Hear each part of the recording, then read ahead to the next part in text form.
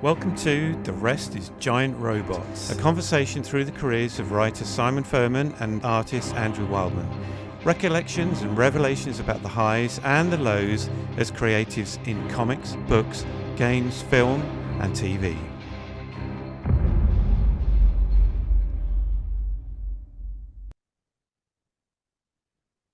Hi Well, Simon. hi, how you doing? Happy New Year. I'm alright. Can you notice I'm clean shaven here? Oh right, no, I hadn't realised. No. We Some do, we some don't. right. No, I hadn't realised you were unclean shaven last time we spoke. That so shows how much attention I'm paying. I got rid of the badger beard. Yep, Right. the old man badger beard. I don't know why. Going But I grey, was it? I decided to keep it when my grandson Jasper, he'll be 11 soon. He said, "You look so much younger, Grandad." I was like, "That'll do." He said, "You look 50 now rather than 90." Excellent. Yeah, Well, so there there you we go. go. Yeah, I'm sticking with my bit of sort of goatee fluff for the moment till it gets Yeah, grey. Simon Goatee Fluff Furman. That's right. Goat Fur Man. Yes. So you've had a good break, have you? Good Christmas, good New Year. Yeah, very nice, quietish, bit of family stuff, but otherwise nothing sort of too remarkable, but that's okay. How about Yeah. you? Yeah, same kind of thing, really. Um, busy, busy Christmas Eve, busy Boxing Day, but Christmas Day, total chill out. Good. Yeah. Just, lock the door, watch some movies. Yep. Ate far too much. Yeah, all that kind of stuff. Yeah. New Year didn't do anything. Well, we babysat New Year, so that was Oh, that was no party for us, excellent. but that was okay. I met my wife on New Year's Eve, so we always kind of Oh, celebrate that. oh So, wow, yeah, awesome. 20, 26 years, egods. 26 years, what's that? That's nothing. I know. What are we now? This was this will be this will be year 43. Wow. Yeah. Longer than Transformers. Yeah, it is, isn't it? Yeah, Is anything longer than Transformers? That's what I want to know. yeah, yeah. Marriage, it never ends. Yeah. Anyway, so 2025, yeah, lots to look forward to in the new year. Yeah, yeah, Some of the same stuff, some new stuff, but I guess that's par for the course. yeah, yeah. Okay. Maybe when you press the button and we actually invite the Great Unwashed, we'll have Great. a quick what might be coming up in 2025. Yeah, I think so. We'll reset a little bit. So you Patreon subscribers might hear us sort of press the rewind button slightly and go Happy New Year all over Yeah, again. all over again. Yeah. What you got in the background? Who drew that background? I think that's a Pat Lee one. It's because we're going to be Oh, talking about Dreamwave, and oh, mm, so yes, it may well be Pat Lee. It's certainly a Dreamwave image. yes, Pat Lee. Yeah, Yes, there's a name to conjure with. gone down in history. Yes, gone down anyway. No, I've got a couple of things to say about Pat Lee. Yes. Yeah, we'll have a chat about that once we start the proper record. Yeah, yeah. I've got so we're yeah, so just for the Patreons, just we'll let the cat out of the bag. We completely dropped the ball and didn't get one recorded quick enough for this weekend's release because obviously it's the festive holiday season, so we had far better things to do. But we're going to record two podcasts today, aren't we, Simon? So we're going to do one. We're doing one now, and then we'll do one after this finishes. We'll have a break, and then we'll record the next one. But we'll be releasing them at the usual time. So the first one's going to come out this coming Saturday, and then the next one 2 weeks later. So yeah, we've got a bit of catching up to do, Yeah, yeah, which I means will. I've got to edit this one like pretty damn sharpish once we've finished recording it. Yeah, I've got to change my background in between podcast Oh, recordings. quick change act. Yeah, absolutely. Well, shall we kick off? Yeah, go on, press the button. Right. Well, I guess the button is pressed, It isn't went, it? So, and it's a bit of big yes. button noise in there. So The whose turn is Transformers transforming noise, that would be a good one, wouldn't it? yeah, it would. So whose turn is it to do the introductions or Do you start know the what? ball? I have no idea. No, it's a new year, so why don't you take the first one? Okay.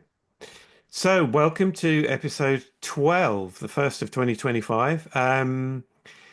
Yeah, fantastic that we had last year. We had last year as we launched the podcast, and now we're into year two. So, I'm Andrew Wildman, artist. I'm Simon Furman, writer, and we will be continuing our sort of digression and look back at sort of the history of our careers and the history as it relates to Transformers and other things we've worked on together. Yeah, plenty of other things, and we'll have a little look forward as it's New Year, as this is our New Year podcast, kind of. Yeah, we'll have a little bit of a look forward and see what might be coming up or might not. Depends. Who knows what's going to happen in 2025? Yeah, Yep. good. So, anything on the horizon for you? Ha! Hey, look what See what I did there? what you did that. Actually, talking of Horizon, I don't know whether I mentioned this in previous podcasts, but I went to the I'm sure I did. I went to the Lakes Comic Art Festival Hmm.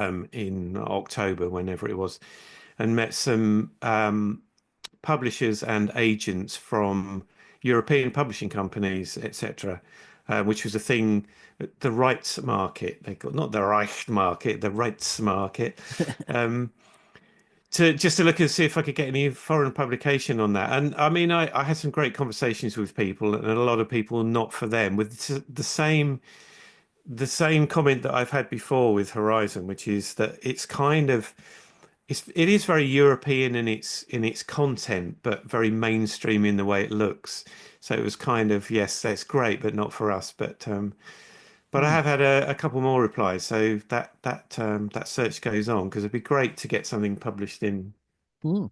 in Europe or get a foreign translation of it. Um,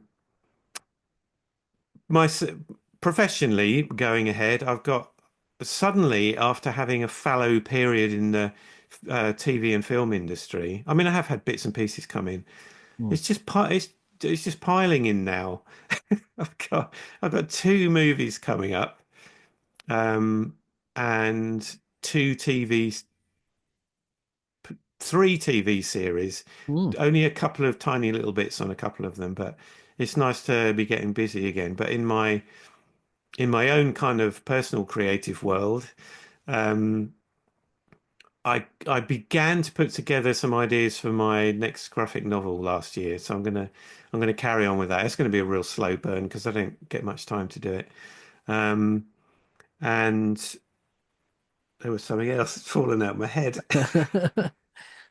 Um, uh, Oh no, dead air. What are we yeah, going to do? don't know. It will come back. So, Yeah. Simon, what have you got coming up for the new year? Well, I mean, yeah, some continuing things. I continue to work, do the dialogues for Earth Wars. That just seems to go on and on. That really Yeah, does seem to be at the moment. It never ends. Probably cursed it now, but so yeah, Earth Wars, Astrobots is my other sort of ongoing project at the moment, comics wise. yeah. And I've got a new series coming up from Titan based around the animated Netflix Skull Island series Oh, that yeah. happened a year or so back. Cool. So that's very exciting, enjoying working on that immensely. And on sort of, again, the personal creator own front, I'm working with artist Martin Stiff on a sequel to Five Points called The Gyre, which is set still in period New York, but slightly moved on a few years from Five Points. And yeah, it's mostly written.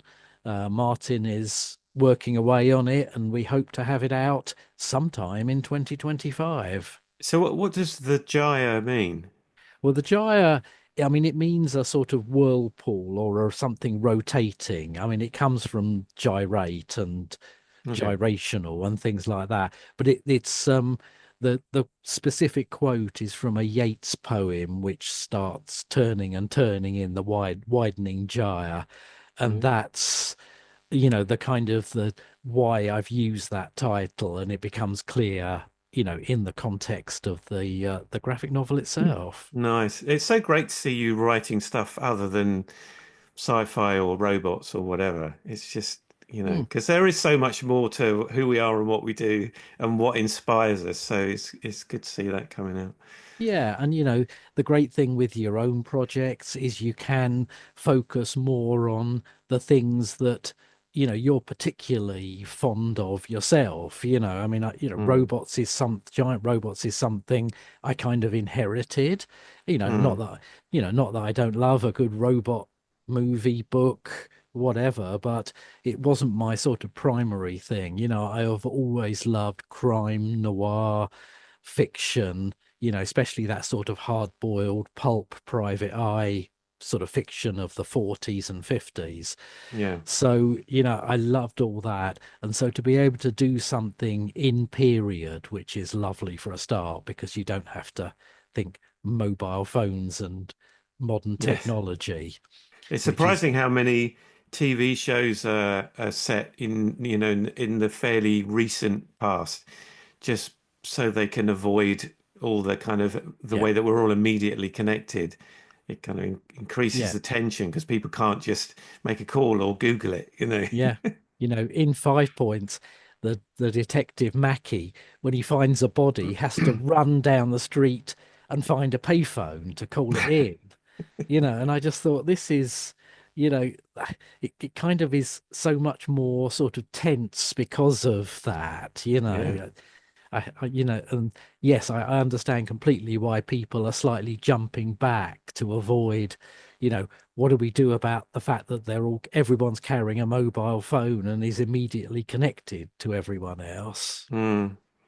I watched a couple of things recently on TV. There's an amazing um, drama on which platform is it on? Can't remember. Sky, I think it is, about Lockerbie. Mm, The plane yes. crash. Oh my God, I didn't realize there was so much intrigue in the background of that. I remember all the No. news reports Mm, and all the things about it being well, who was which terrorist group had done it and all that kind of thing. So I remember quite a lot of it. But there was so much more to the story. mm.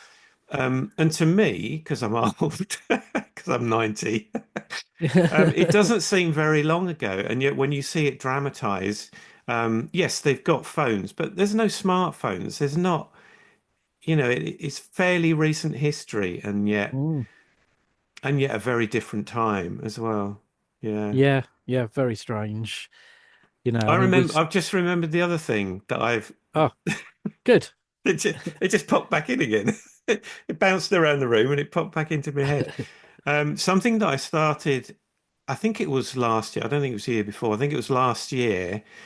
Not all that long before I gave up the studio or before we moved house, was to put together an online tutorial package about storyboarding. Mm. So I'm gonna, now that I've kind of settled enough into the studio here, I'm gonna carry on with that because storyboarding is something that people get fascinated by, want to kind of find out all just the ins and outs of do it. And there's a way that I do it that is quite different to other people that makes it in some ways far easier for people to have a go at. So I'll be Leslie, my wife says, don't give away all your secrets. Well, Well, that's what. I think that's what we're doing on this podcast, Well, aren't we? exactly. Yeah, you get to a certain age where you just want to share and Yeah, pass on your knowledge and your experience. So, yeah, quite so right. I will be looking more into that. Good. Yeah. Okay. Well, I mean, plenty to look forward to, and there's some stuff. lined up for 2025 that I can't talk about yet, and that's going to be Hmm. very exciting too. Something Transformers-y in the works. So Hmm. yeah, so that will be you know TBC. Hmm. How long will it be before you can actually say something about it?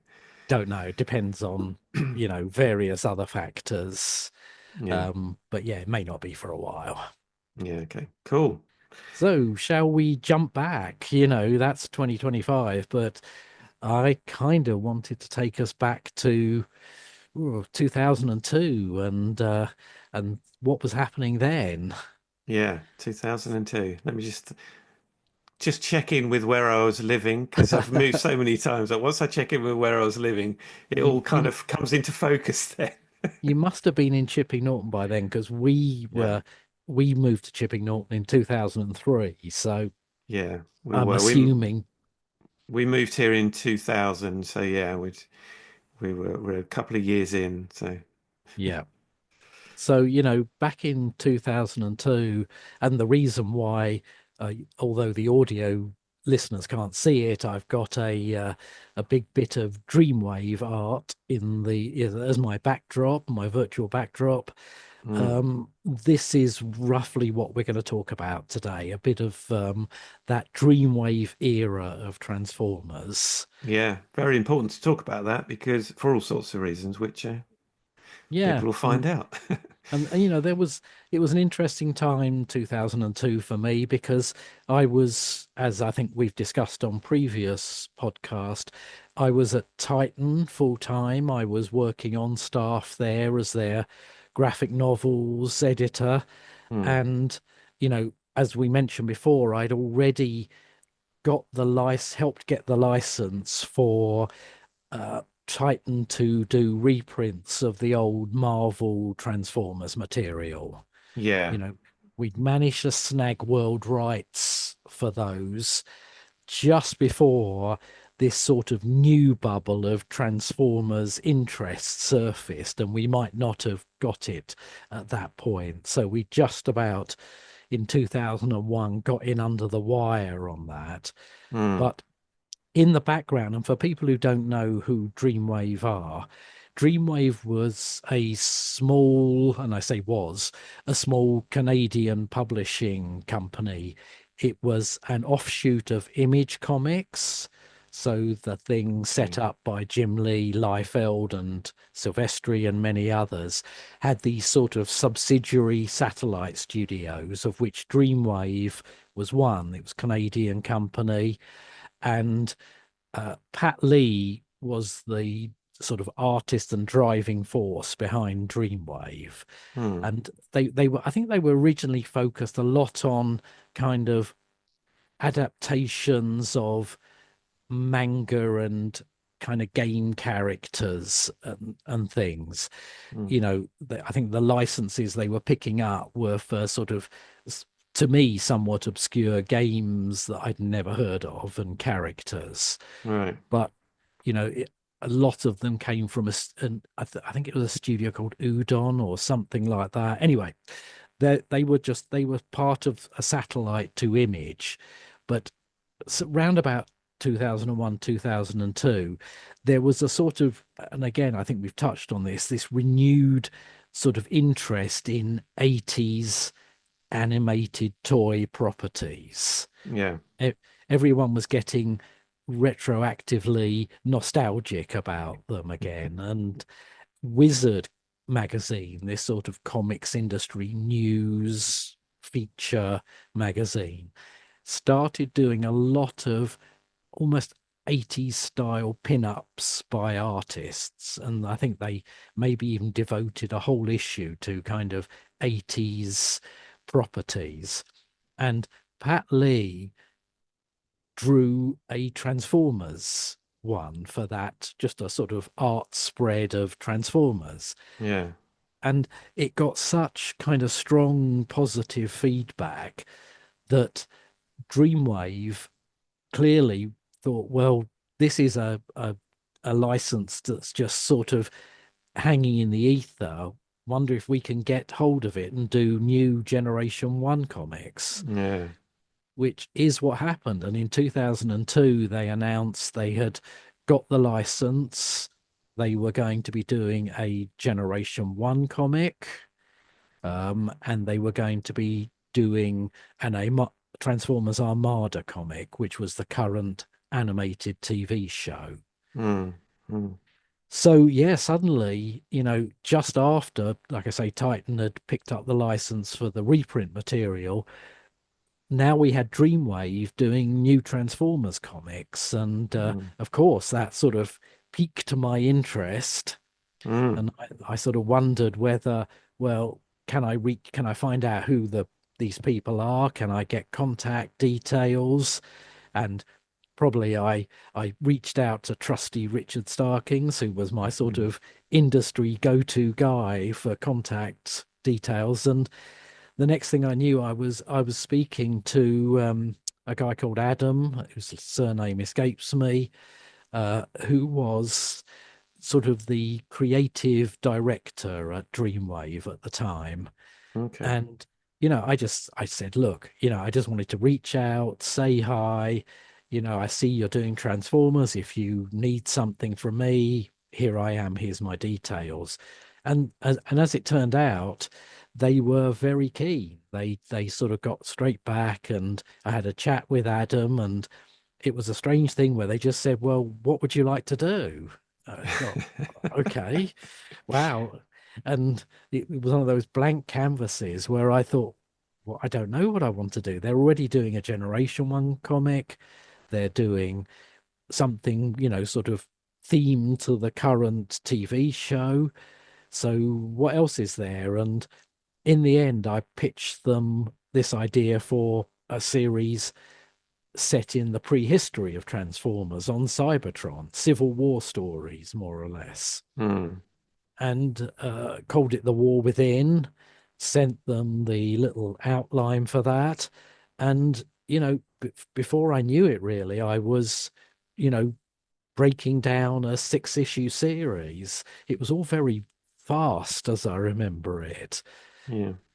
And still, like I say, doing my day job, which was kind of like, it felt like all the way back to the old Marvel days of pulling a 9 to 5 and commuting home and then starting work again. Yeah. I mean, so were they, if they're doing licensed books, and so Transformers Gene 1 was an obvious one to do because it had, had a lot of history to it, and Armada was the current thing.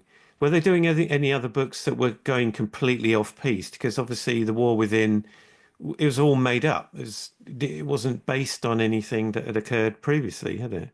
Yeah, and even the Generation 1 stuff they were doing was a sort of their version of it. It wasn't really slavishly connected to either the original Marvel comic or the the original animated TV show. It Okay. was it was definitely more, this is our take on G1.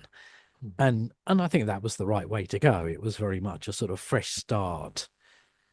And, that first series had a very entry level feel to it, which you want. Mm, So, I felt all I was doing with War Within was providing the context to that series. right. They were telling that story. I was telling the events that led up to them coming to Earth. Yeah. So, So it felt, in that sense, is if they were doing their own version of G1, and then the War Within was the precursor to their version of G1. It's a big question around a lot of this stuff. What is canon? What? well, I think canon is whatever the publisher is at the time. But since then, since Hasbro has become more than just someone kind of, I suppose, handing out a license, Hasbro has started to develop a canon, a sort of certain pillars that Okay. almost every iteration has to include or sort of reference. So I think it Mm, was fairly disjointed, as these things are back then. It was just there was the the animated series, the original animated series, the comic didn't have much relation to each other, except they featured the same characters and the same rough scenarios, but they went their own way, Mm, right down to different origins and things.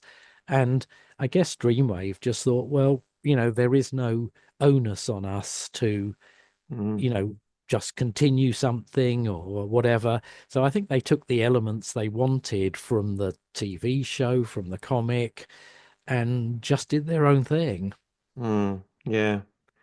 Yeah, and it's I very did much good. the same. Yeah. My I kind of first saw the Dreamwave stuff. I think 2002. I was probably still at Rebellion, maybe, or just coming away from that. So not an awful lot going on, certainly in comics for me at all, around about that time. So, that was comics was kind of something I used to do. But I think it was my son Frank who I don't know what age he would have been at the time, but anyway, teenager. I think he bought a copy of it, of the first Dreamwave book, and was like, "Hey, Dad, look at this! This Transformers is still around. Look at this!" And I was like, Mm, "Wow! Who'd have thought? Yeah." And I remember looking at it, and I thought it was great. I thought what Pat was doing visually was just so right for the time. It had that very Japanese style. It had the mm, new kind of coloring techniques. It had enough about it that looked like, the Marvel stuff. So I think it was right on point for the time. I thought it was great, and even I thought, wow, I'd love to draw Transformers again if this is what they now look like. mm. Yeah. And I was amazingly lucky to be paired with an artist called Don Figueroa, Mm, who, and I think we've talked about Don before. He was, we basically said to him, you're going to have to retro design every Transformers character we feature, so they, take them out of their Earth vehicle modes and show them as they would have been on Cybertron. yeah. And I'm sure that would have daunted many an artist, but thankfully Don just, it just sort of his brain worked that way, and Mm, he could re-visualize things in a way that, you know, with that new generation of Transformers artists, they thought in three dimensions in terms of, could this transform? I think all Don's designs were built to transform. mm, They weren't just sort of drawn flat, if you like, and yeah. we'll work out what the vehicle is, with a bit of trial and error. I think, all of Don's stuff, and it really was built to transform. And I think this new generation of artists of that sort of dreamwave era all had been kind of weaned on, you know, that sort of 80s TV show, original Marvel comic. And I think, they just came at it from a different perspective where they were already fans. They were already, Mm, into the whole thing. Whereas we, I guess, just jumped into something and went, well, okay, it's a story, it's a something we have to write or draw. But for them, it had a sort of resonance. mm, yeah. And I think they gave the characters weight, Mm, which a lot, they didn't always have. I think the other thing that they tended to do was they made the heads relatively, in terms of their size, proportionally slightly smaller than we had done in the early days, and that seemed to give them the bodies more bulk somehow. They seemed to have more presence. So they were some of the things they did, I think, have definitely lasted, up to the current day in terms of the aesthetics of them. yeah. Um, yeah. And even story wise, their original six-issue series, like I say, it was quite sort of well constructed in terms of there was enough in there for the fans, the ones who knew Transformers, Mm, to sort of go, okay, great. Oh yeah, I recognize that element, that character.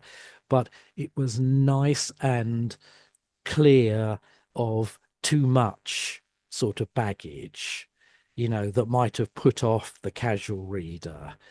And you can kind of see when they go into their next 6 issue series that they're starting to go, oh, and now let's pull all that stuff into it from other bits of the Transformers universe. But at least the first 6 issue one, which sold really well, I think. I mean, I think the first issue was kind of number one best-selling comic of that month or something. So they got it right, and they rode that wave of 80s nostalgia that was sort of brewing, if you like. Yeah.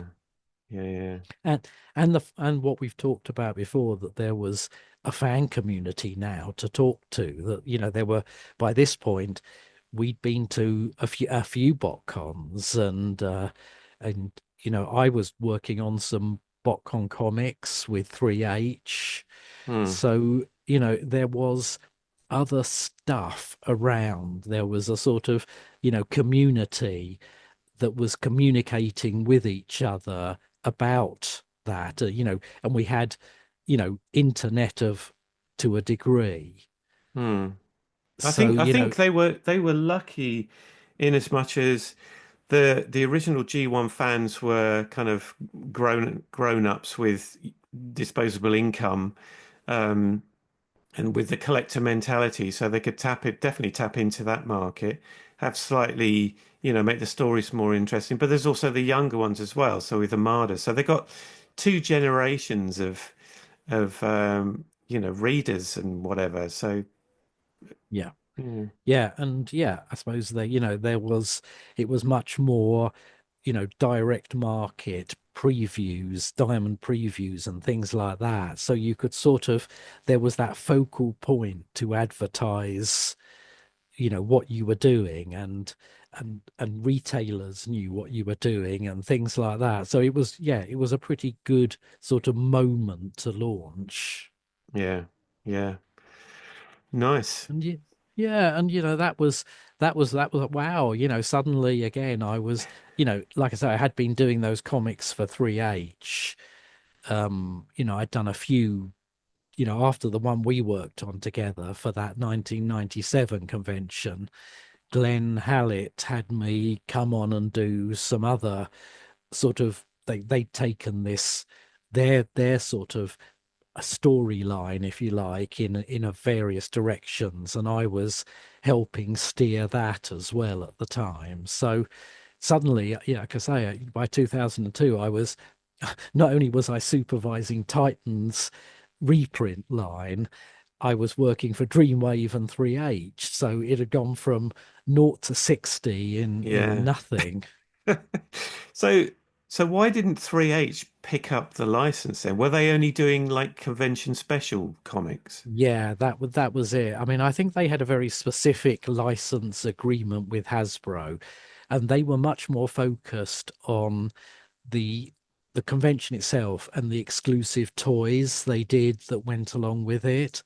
So Hmm. so I guess their attention was more on that whole, fan community that was growing, and less on the comics. The comics were just a sort of, I mean, Glenn wanted everything. We know sort of that. It was like he Yeah. wanted the music soundtrack, he wanted the toys and the comics. And, it was great and all that. But I think everything was centric around the convention, and they Hmm. weren't a comics publisher. You know, at least Dreamwave were part of Image, so they had that even before they broke away from Image. They had that industry sort of grounding, and they knew, Hmm. how to launch a comic, how to deal with Diamond and distribute that comic. So I guess they were just better placed for it. Yeah. Yeah. I mean, I don't know. Actually, something we're going to talk about either next podcast or the one after that is, when, jumping ahead, we get to the end of Dreamwave and before the IDW era, you know, the sort of license at that point went out for tenure. It was people were, various publishers were interested, and I never knew really whether Dreamwave were just the sole interest back then, or whether other publishers had expressed interest. But, Right. I never was privy to whether it was just Dreamwave were the successful bid, or whether just it was just Dreamwave alone, maybe just them alone back then. Hmm. Hmm. The ones that had the foresight to do what they did. Yeah. Because it's always a risk, isn't it? You just never really know. I mean, there is the core fan base that 3H were tapping into, but you never know whether it's got wide enough reach to be able to put it out there. So yeah, by the time we get to 2003, I am basically busy enough that I ask Titan whether I can go part-time with them. I think I went down to something like 3 days a week Mm, um, at that time.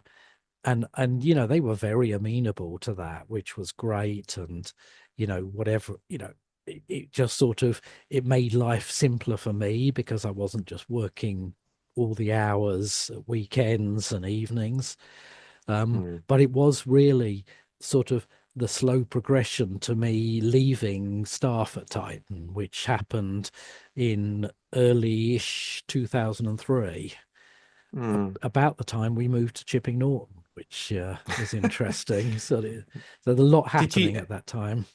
yeah, did you feel, leaving Titan, so leaving that kind of job again and going freelance again, that was that, were you nervous about that? Oh, majorly. Yeah, I mean, Yeah. having crashed and burned once, when, as we've talked about before, we had that sort of comic industry implosion.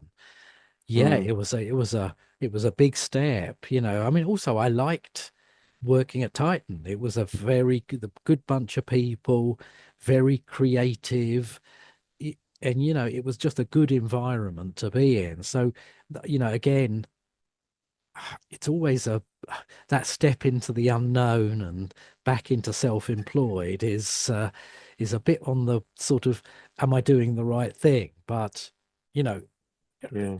touch wood, it's lasted this time.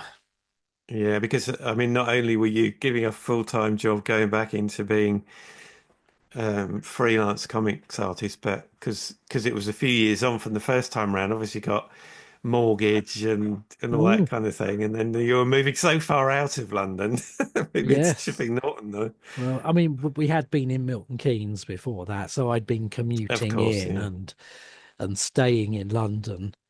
So yeah, I mean, it wasn't too big a step, that one.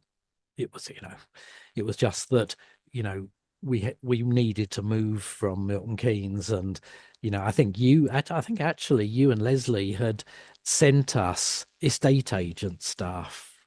I was You really, know, yes, that's the recollection I have, and one of those was the house we came to see and ended up buying. oh, okay, yeah. Well, it's nice places in Chipping Norton, but Mm, very different to where you'd been before. yeah, definitely. So yeah, all that was going on, and I guess it must have been around, I'm guessing 2003, that you come on board and start working for Dreamwave on the Dark Age, War Within the Dark Ages. Yeah, and I guess you just approached me. I don't remember it being them at all. I don't know that I had much to do with them directly initially.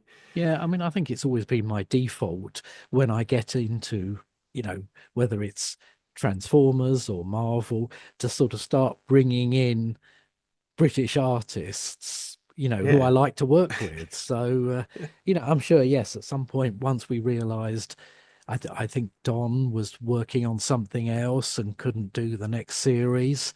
So I just thought, well, great, let's see if you're up for doing the Dark Ages. Mm. Yeah, which I mean, I very definitely was because I mean, I had various things going on, but nothing that particularly inspired me at the time. So to get to kind of get my foot back into doing some, some proper comics. Um, yeah, fantastic. And I mean, because we'd had a history on that same product, I know it was a pre sort of G1 version, but nevertheless, it was like, yeah, let's do this again. Let's get the band back together. Yeah, and I think Pat Lee designed the Fallen, Yes. the sort of main villain character of the Dark Ages, who of Mm, course later became a sort of movie in his own right. But I think Pat did the original design for that character with the sort of portcullis, medieval looking face. yeah. And but then you came on board and just sort of did the rest of the stuff. Mm, It's funny, I was sorting through the original art I have the other day, and I found a page of Dark Ages that you'd drawn. yeah. And of course, it was done in that way with Dreamwave, where you didn't really do backgrounds, did you? It was mostly sort of foreground characters and things, but skies and, excuse me, outer space were added in at the color stage and stuff like that. So it's quite a sort of, Yeah. I mean, all the art is there and great, but it sort of looks barren compared to some of the Marvel artwork I've got.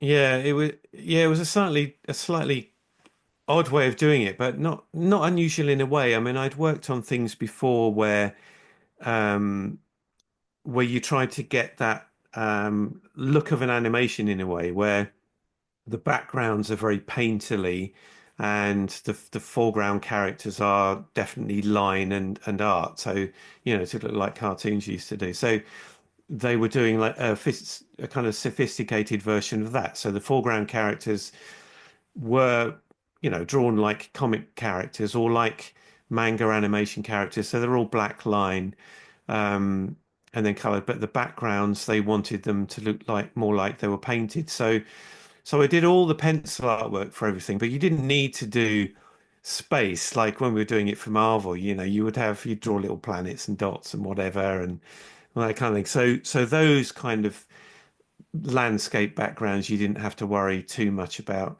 You had to draw everything that was in the background, buildings or all the interiors. So it was all drawn pretty much as you'd used to, but there wasn't there wasn't so much shading because it was all going to have more of a painterly look. So it was drawn, although it was all penciled, it was a bit more open than you would have, than one would have done it before.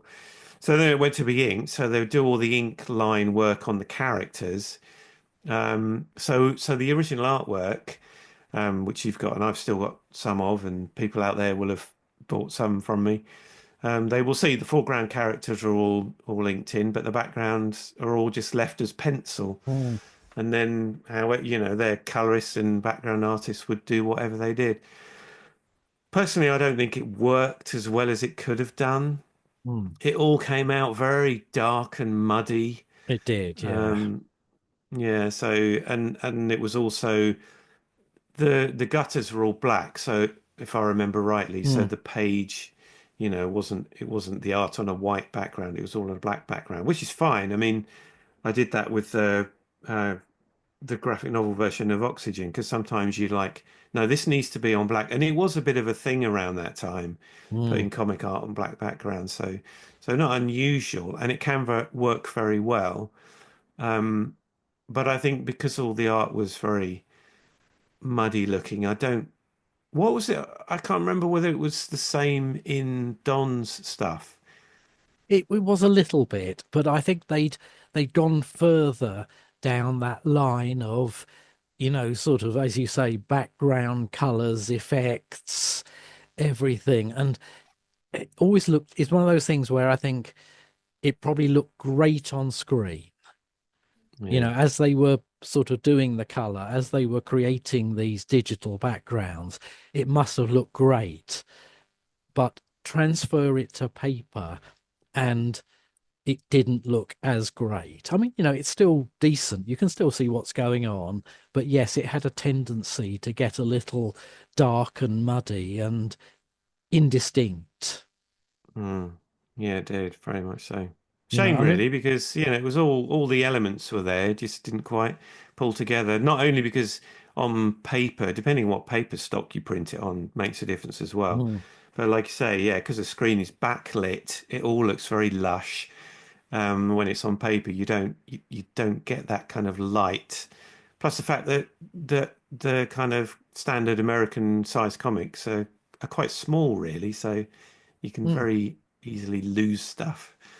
But hey, it was called the Dark Ages, so sort of Hey! maybe, maybe that was all intentional. Otherwise, it would just have been called the Ages. Yeah, yeah, the dark and slightly muddy ages. But yeah, Yeah. I was very happy with the end product. I thought it was, a nice little series, and at that point, I think we were pretty certain because we just didn't know what was really going on that Dreamwave were going to run and run, and I, th- you know, Mm, I fully expected to be working on, well, as I did, the next War Within at some point, um, and various other things for them. By then, I'd taken over on the Armada comic, which had become the Energon comic, tracking the animated TV shows mm, there was a sort of trilogy. It was Armada, Energon, and Cybertron of animated TV shows, and we were doing the sort of our version of that in the comics.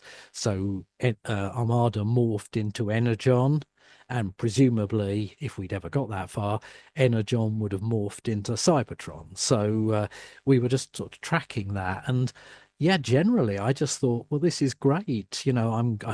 Once again, I thought stupidly confidently that the sort of the comic stuff would just keep rolling. yeah, yeah. Were you doing anything else at that time, or were you just doing Dreamwave stuff? It's funny.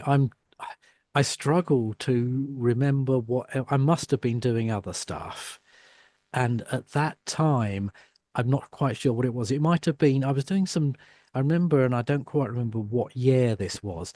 I did some stuff for Redan Publishing, who here in the UK, and they were the former editor-in-chief of Marvel UK, Robert Sutherland, had Mm, got, created his own sort of very junior sort of publishing comics company. It wasn't the boys action adventure line. It was more the sort of preschool and slightly thereabouts publishing. And he'd formed his own company with some other ex Marvel UK people. And I remember doing some stuff for them. They had a junior Superman and Batman comic. It was called I Love to Read Superman and Batman. And I ended up doing some stuff for them, some little sort of, mm. for younger readers, Superman and Batman stories. And it's the only time I've ever worked on those characters. So it was Okay. as much as it was all aimed at a junior audience, it was great fun to be writing Superman and Batman stories. It was like, Yeah, yeah. wow, I'd been such a Marvel kind of guy, both as a reader and then as a creator. It was Mm, lovely to be working on that, and that must have been around that time, I would guess, but I'm not totally sure. And there were other things, but mostly I would say it was probably that I was just working on the Dreamwave stuff at that time. But I guess mm, as I went freelance again, I was looking for other opportunities all the time. mm. Again, while I was at Titan, it was probably just Dreamwave. And then I think Yeah. once I went freelance again, it was put out those feelers. I think I did some stuff for Panini UK, who, had been Marvel. I think I Mm. worked on Atom, the comic, Okay. Alpha Teens on Machines. It was a sort of Oh, yes. Action Man Yeah. spin-off TV show. And I think I did some stuff for the comic version Panini put out that. Well, I did, but I'm trying to think what else there was. It would have been bits and pieces like that because the UK comics industry wasn't really booming at the time. There were only a No. few publishers mostly doing those kind of connected to a toy line or connected to a TV show things. Yeah. Very much about that. I mean, Panini did Armada and Energon, didn't they? Yes. Yeah, they did. They did their own versions of those. Um, but yeah, there wasn't much, kind of really original UK comic stuff at the time. And Panini were doing Armada and Energon comics at that time because I remember drawing. I still got some of the artwork for that, so I remember drawing that. Yeah, yeah. I mean, obviously, I was writing some stuff for them, probably maybe all of the stuff for them, and yeah, yeah. I mean, I don't know where they got to Energon. They may have done Armada. Can't remember if they did an Energon comic as Okay. well. But yeah, certainly. And it was about that time, wasn't it? We did that little project as Wildfur for Activision. Yeah. What was that? Well, it was the Activision had launched the Armada computer game, or were Right. going to, Yeah. and they'd contacted us, or I can't remember quite how they got to us, but they contacted us and asked if we would like to do a mini comic to go Yeah. in pack with the game. Yeah. Yeah. Yeah. I remember that. Yeah. And then, so you were writing that, obviously. Lee Sullivan draw it? Lee Sullivan drew it. Yes, I'd Yes. forgotten that. Yes, Lee drew it. For And I some reason, coloured it and did all the yeah. lettering. Yeah. Yeah, you must have just been busy on other stuff, and we did it as a Wildfur project. It was our first sort of, I suppose, real paying gig for Yeah. Wildfur. After all those years, we Yes, we became legitimate. Yeah. yeah, yeah. But that was fun as well. I mean, it was only something like 7 or 8 pages, I think, in a Yeah. reduced format, so you could only have 2 or 3 panels a page. Hmm. But yeah, that's right. We got Lee Sullivan to draw it, you to color it, and yeah, that was a fun little project to do as well. I've still got a copy floating around somewhere.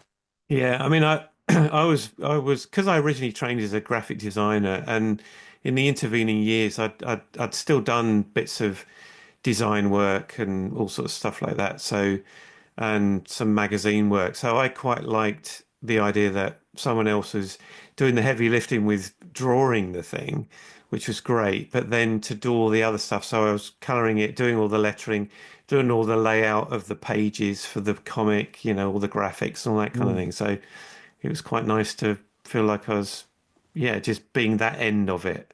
Yeah, Felt, and because it was Wildfire, it felt like we were being our little publisher of a yeah, of a Transformers comic. it did. It felt, sort of quite authentic and just something we could do. I mean, and that, again, we'll talk about it in another podcast, but that sort of seeded other ideas and thoughts later down the line. So, Yeah, yeah, it was an interesting time, and yeah, very Transformers centric again, which is kind of strange. But I guess we're probably coming up to roughly the end of this podcast. So really, this is the sort of, if you like, the rise of Dreamwave. And next time we can talk some about the fall of Dreamwave, which Ooh.